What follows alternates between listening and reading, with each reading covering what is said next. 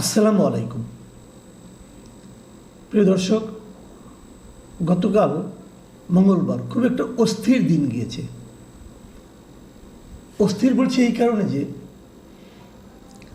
উত্তরায় মাইলস্টোন কলেজের উপর প্রশিক্ষণ যুদ্ধ বিমান সেটা যে বিধ্বস্ত হয়ে পড়ল, সেটাতে আসলে কত লোক মারা গিয়েছে এটা নিয়ে অস্থিরতা।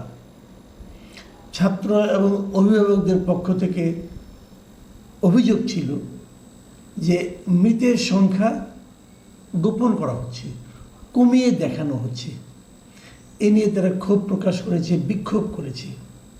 মাইলস্টোন কলেজে দুজন উপদেষ্টা গিয়েছিলেন, প্রধান উপদেষ্টা, প্রেস সেক্রেটারি গিয়েছিলেন।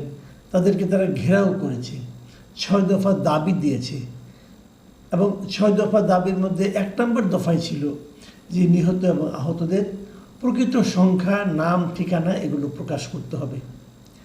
আমি এটা নিয়ে গতকাল বলেছিলাম যে একটা সরকার এমন একটা অবস্থায় আছে যে তাদের কথায়, তাদের বিবৃতিতে সাধারণ মানুষ আস্থা রাখতে পারছে না। সরকারকে নিয়ে মানুষের মধ্যে এক ধরনের অবিশ্বাস তৈরি হয়েছে। গতকালকে আরেকটা ঘটনা ঘটেছে, সেটা হলো বিক্ষুব্ধ ছাত্ররা সচিবালয় পর্যন্ত চলে এসেছিল। কেন? তারা দাবি করেছিল শিক্ষা উপদেষ্টা তারা পদত্যাগ চায়। এই দাবিটা নিয়ে তারা, এই বিক্ষুব্ধ ছাত্রদের সঙ্গে পুলিশের মারপিট হয়েছে, ধাওয়া পাল্টা ধাওয়া হয়েছে, পুলিশ তাদেরকে বেধড়ক লাঠিচার্জ করেছে। একবার ভেবে দেখুন, ছাত্ররা কেন শিক্ষা উপদেষ্টার পদত্যাগ চাইছিলেন? তাদের দাবিটা হলো, তাদের বক্তব্যের যে মূল কারণটা সেটা তারা যেভাবে বলেছে সেটা হলো যে মাইলস্টোনের সেই ঘটনার পরে গতকালকে এইচএসসি যে পরীক্ষা ছিল সেই পরীক্ষাটাকে স্থগিত করা হয়েছে। দুপুরবেলায় মাইলস্টোনের ঘটনা ঘটেছে, সারা দিন গেছে, সরকার এটা নিয়ে কিছু বলেনি। রাত্র 2:30টার সময় তার শিক্ষা উপদেষ্টা না, অন্য একজন উপদেষ্টা তার ফেসবুকে পেজে বলেছে যে আগামীকালকে পরীক্ষা স্থগিত করা হলো। এই স্থগিতের যে নির্দেশনাটা, এটা সাধারণ স্টুডেন্টদের কাছে পৌঁছেই নাই, কারণ তারা তো অত রাত পর্যন্ত জাগেনি, কারণ পরের দিন পরীক্ষা দেবে। তারা প্রিপারেশন নিয়ে ঘুমিয়ে গিয়েছে, সকালে পরীক্ষা কেন্দ্রে যে জানতে পেরেছে পরীক্ষা হচ্ছে না। এই যে অব্যবস্থা, এই যে সিদ্ধান্ত নিতে না পারার যে ব্যর্থতা, এই জন্য তারা শিক্ষা উপদেষ্টার পদত্যাগ চেয়েছে।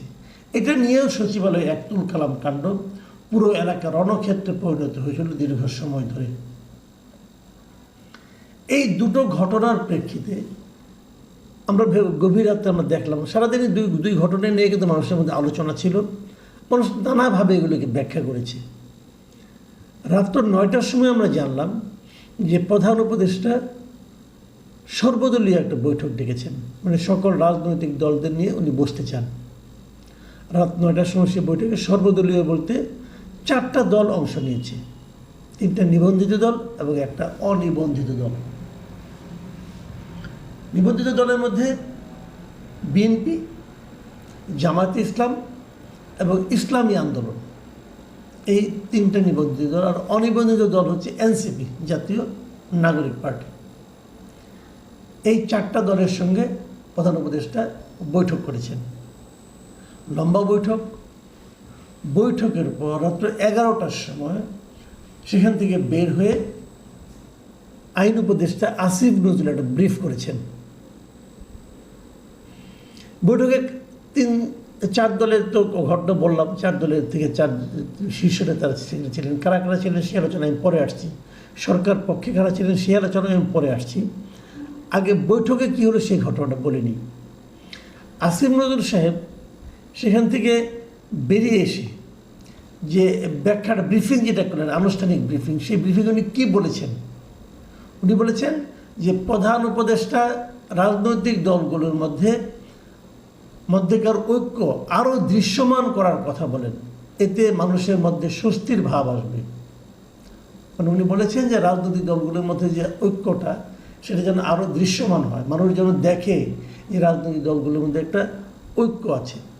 এই সময় ওখানে যারা পলিটিক্যাল পার্টির লিডার ছিলেন তারা বলেছেন যে না, তাদের মধ্যে ঐক্য আছে এবং তার উদাহরণ হিসেবে বলেছেন যে যখনই প্রধান উপদেষ্টা তাদেরকে ডাকেন তারা তো এসে হাজির হন এবং তারা নিয়মিত জাতীয় ঐক্যমত্য কমিশনে যেও কথা বলছেন।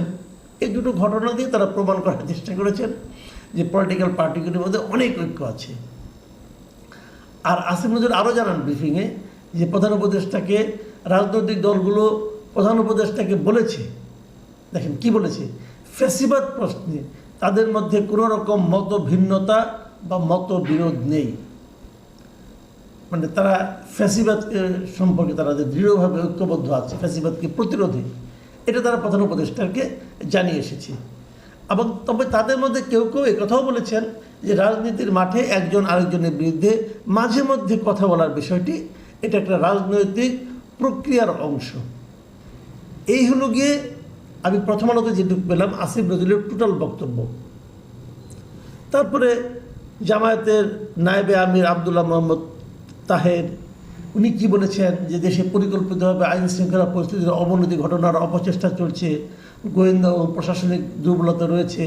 তবে ইসলামী আন্দোলনের গাজী আতাউর রহমান বলেছেন সচিবালয় সহ দেশের গুরুত্বপূর্ণ প্রতিষ্ঠানগুলো নিরাপত্তাহীনতার মধ্যে আছে। এইগুলো নানা আলাপ হয়েছে। আমার প্রশ্ন হলো মাইলস্টোন, সেখানে বিমানের ধসে পড়া, বিধ্বস্ত হওয়া, এত লোক মারা যাওয়া, সরকারি হিসাবেই প্রায় 31 জন দেখলাম আজকে সকাল পর্যন্ত, এত লোক মারা যাওয়া, স্টুডেন্টদের দাবি 6 দফা দাবি, সেগুলো নিয়ে কোনো কথা নেই। আমি বিস্মিত হলাম যে এরা কোন জগতে আছে। কিছু ছবি দেখলাম, তাদের চেহারাতে হাসি হাসি ভাব, তারা সবাই রাজনীতি নিয়ে বসে আছেন।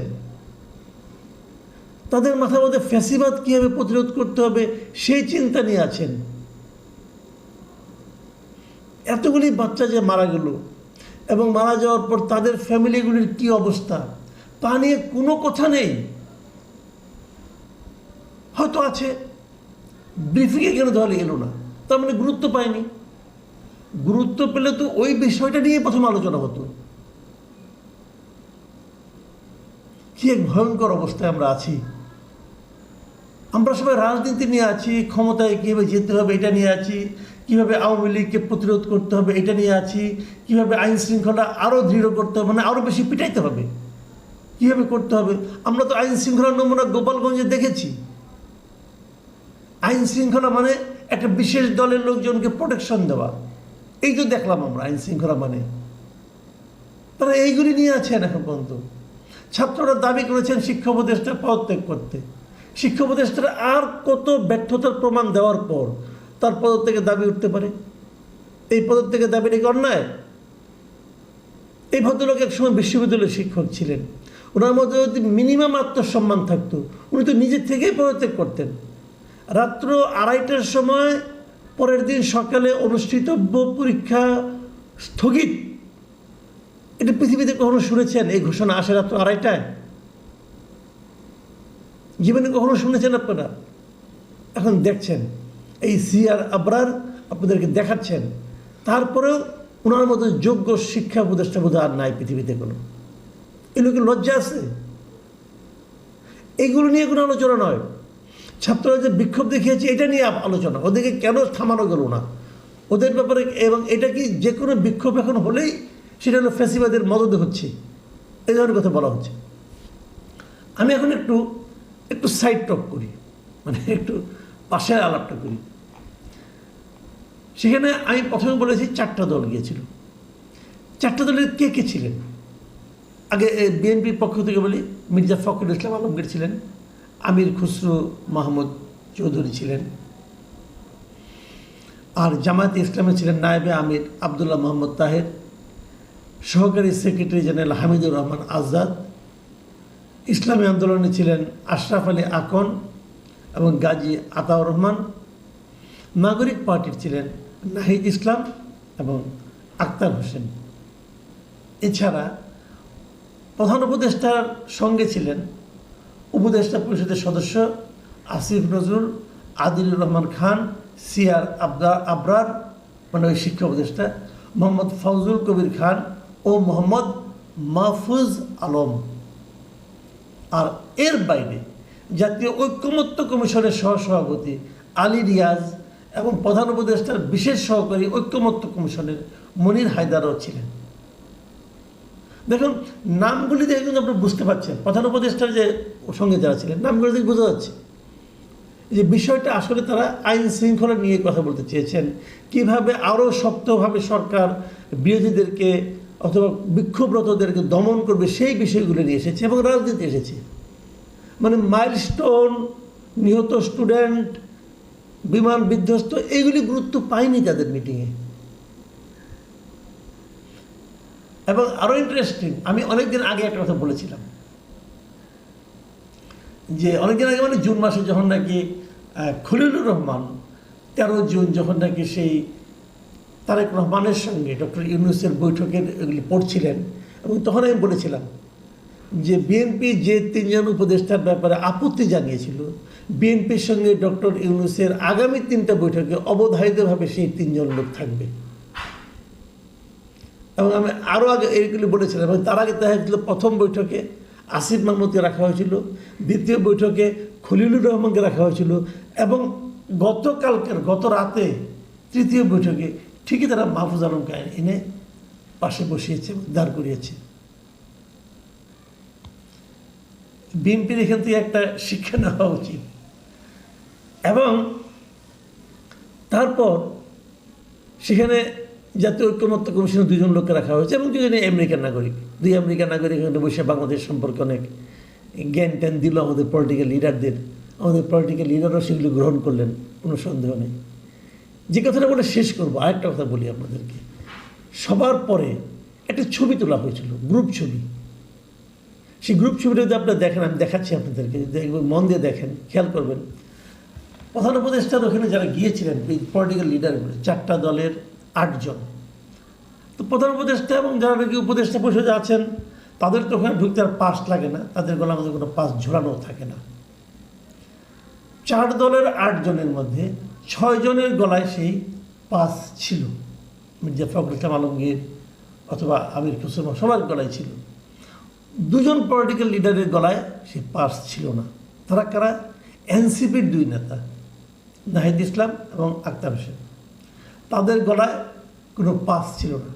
কেন ছিল না? তাদের কি ওখানে ঢুকতে পাস লাগে না?